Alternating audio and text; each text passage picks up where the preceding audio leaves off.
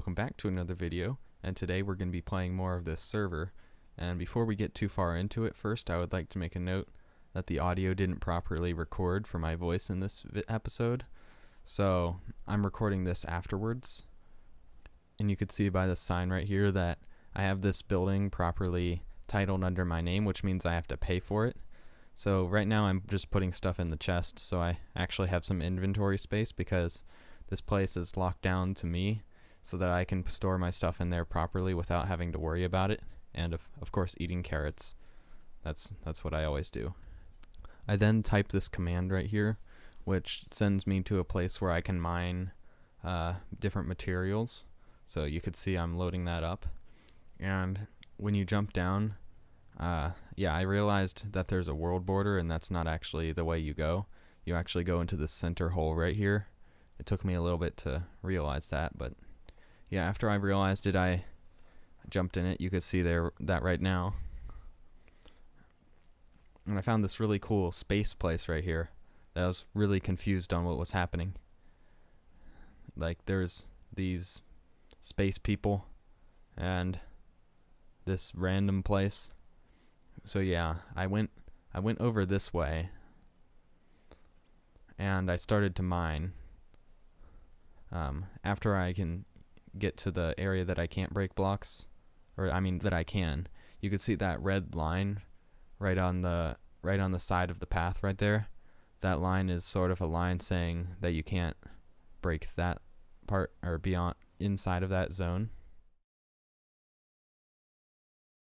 You can see I start to mine out some area right here, which allows me to dig underground, and then I eventually find a cave. I then explained that the compass you can see in my hand, you can set up some locations that you type in commands, and you can click on the compass on the ground, and then you can tell it certain ways for it to point. For example, if I wanted to go to the store, which is what I'm showing in this segment of video, I tell the compass that that's where I want to go, and then it points towards it. You can see I'm now checking out the store and seeing sort of the prices that you can get things. I was also sort of checking to see like how much it would cost to get torches, because I didn't have any, so I just bought some wood and some coal so I can make some. At this moment I figured out that I could hold a torch in one of my hands due to the shaders being enabled, and I could use that to light up the area. Actually, it's probably Optifine that's probably doing that, which I use to run the shaders. Link in the description, by the way. And I realized I already found some ore, which is what I was trying to find, and this ore led to more ore, and more ore led to more ore, basically. Like, there's so much that I found. So yeah, this leads me to the cave itself. Good thing I wasn't standing one block ahead, because that is a really deep hole that leads to the cave. So after this segment, I'm just trying to figure out how to get down there, and yeah, I placed that down just to see how far down it was. As I got closer, I wanted to see how far I was from the bottom. So I came up with a plan that if I could throw down a torch, you could see I demonstrate that throwing down a torch puts out light. So you could see, yeah, I throw it down.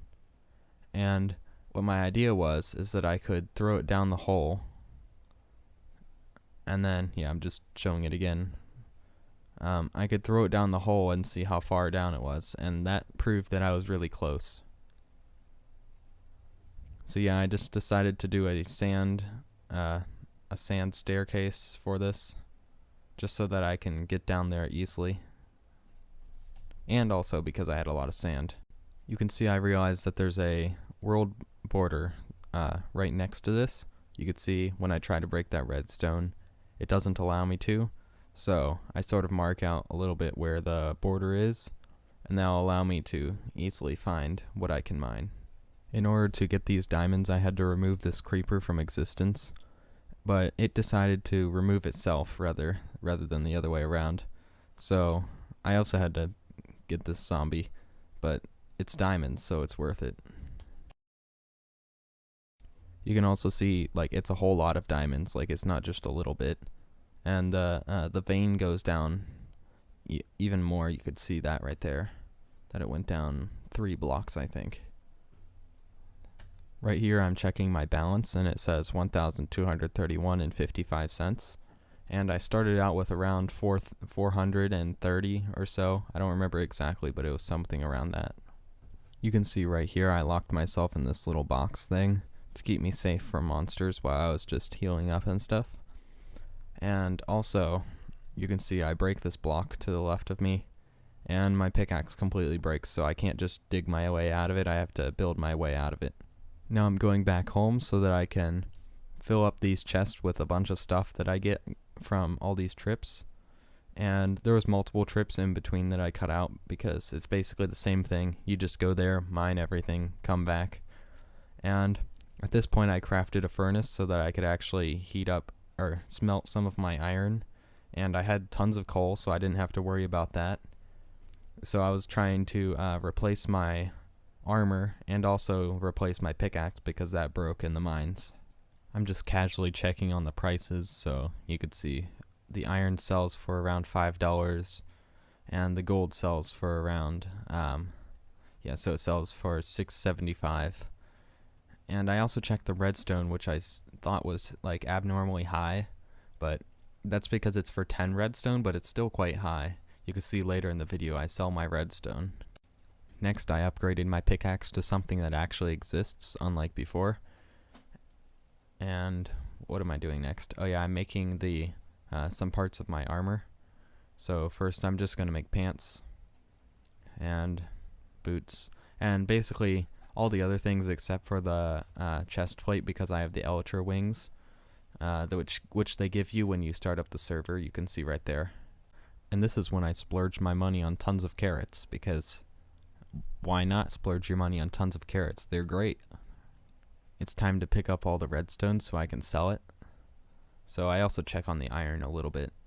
And the redstone sells for a whole lot, so I think next time I go into a mining trip, I'm going to specifically target redstone since there's a whole lot that you can find easily, and it sells for a whole lot of money. It's selling time now, so you can see it's a whole lot of redstone I have to sell, but it makes me so much money. You'll see at the end of this segment.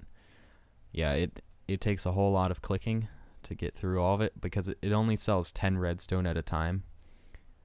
And yeah, I just have a few more bits left, and there we go. So then I check how much I made from it by typing /BAL. I made 4,192.91 cents. It's time to make furnaces so that I can smelt every single thing that I have that is smeltable, of course. But yeah, you could see I made some furnaces, and with my infinite supply of coal, I'm able to heat up all of those furnaces with 16 pieces of coal. You can see I'm separating them right there. And yeah, so I put gold in some of them and iron in the others. Now I'm typing in this command, which is p shop, and then I'm guessing it's a permissions shop. So what I do, yeah, it says permissions shop at the top. So I unlocked cars, then I realized that there's another page button. Looked at some of those, and some of these are really expensive and some of them are really cheap. And so yeah, I go to the last one and buy that, which I didn't really know what it was, so I didn't really do any more with that. I just collected some of my materials and went to go sell it. Now I realize that the Nether Star is super expensive, so then I go to sell my golden iron, which you could see I have prepared for this.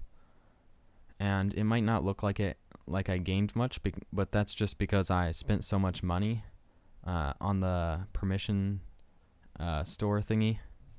You could see I try to find out what my balance is, and it's only $2,527. So yeah, I did spend a whole lot on the permissions, but I think that gold and iron brought me back up a little bit. Then I go in here to get a free minecart, which is what the cars are in this world. And I place it down since I have the permissions, and it says you don't have any fuel left, so I just pick it back up and leave.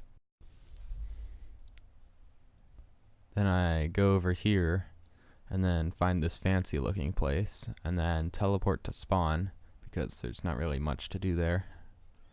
So yeah, you could see I'm going to spawn, then going back to the house, or the hotel room I mean. And yeah, so that's gonna have to be it for this episode. And if you want to see more videos like this, push the like button. And if you want to see more videos from me, subscribe, and thanks for watching.